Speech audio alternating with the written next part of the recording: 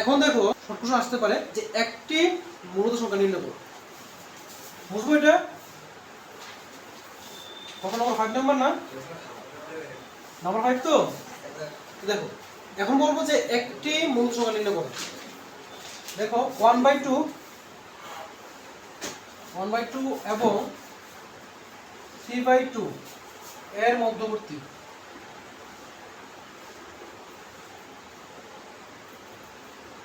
একটি মূল সংখ্যা।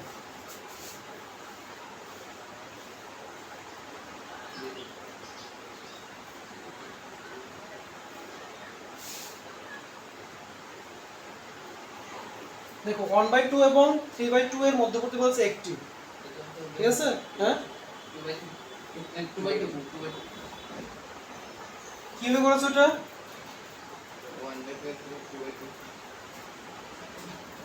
দেখো না একটি বললে আর 2 দিয়ে ইনটু করবে না। একটি বললে তার নিয়মটা হলো লিখে নাও 1/2 এবং 3/2 এর মধ্যবর্তী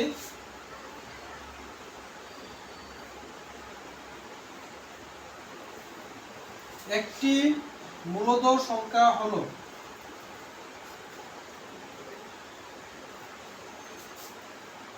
সমান দিয়ে নিয়মটা হলো যদি একটি মূলদ সংখ্যা বের করতে বলে যে দুটো সংখ্যা দেওয়া থাকবে তাদেরকে ফার্স্ট প্লাস করবে, প্লাস করে তাকে 2 দিয়ে ডিভাইড করবে।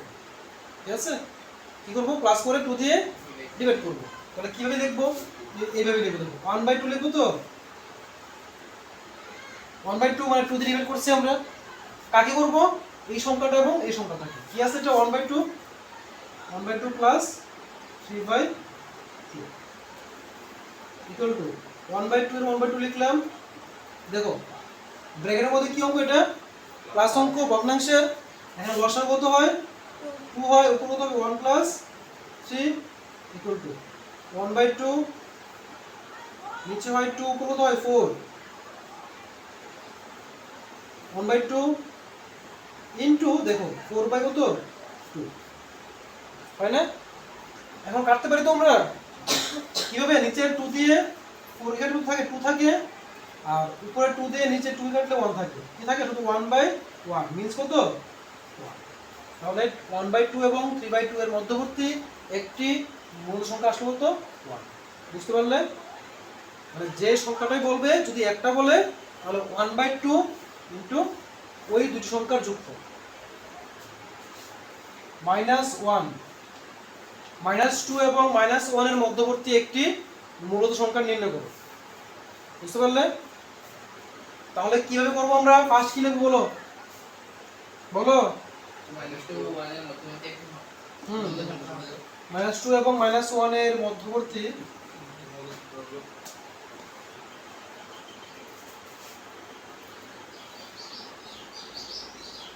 একটি মূলদ সংখ্যা হলো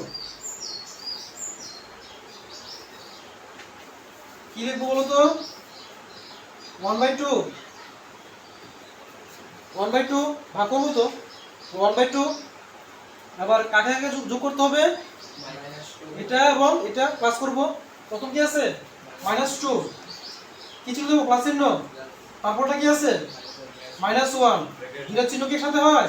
হয় না, ব্র্যাকেট দিতে হবে। শেষ ইকুয়াল টু 1/2। এখন কি প্লাস প্লাস করতে পারবো না? ব্র্যাকেট তুলতে হবে ফার্স্ট, তুলতে হবে। -2 প্লাস মাইনাসে -1 ইকুয়াল টু 1/2। দেখো -2 এবং -1 কত হয়? -3।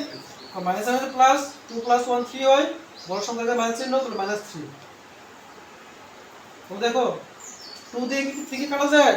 কাটা যায় না। আর 3 কি উপর সংখ্যা না নিচের সংখ্যা? উপর সংখ্যা দিয়ে উপর সংখ্যা ইনটু হয়। 3 1 3 মাইনাস মাইনাস আর নিচে কি থাকে 2 আসবে -3/2। দেখো বুঝলে কিনা? এরকম ভাবে শর্ট কোশ্চেন দিতে পারে তোমাদেরকে যে দুইটা সংখ্যার মধ্যবর্তী একটি মূল সংখ্যা নির্ণয় করতে, তখন তোমরা এই প্রসেস করতে হবে। আর যদি একের অধিক বলে, দুটি বলে, তিনটি বলে, চারটি বলে, পাঁচটি বলে, ছয়টি বলে, তখন তো ওই প্রথম যে ট্রিক্স দেখেছিলাম ওই নিয়ম অনুযায়ী তোমরা অঙ্ক করতে পারবে।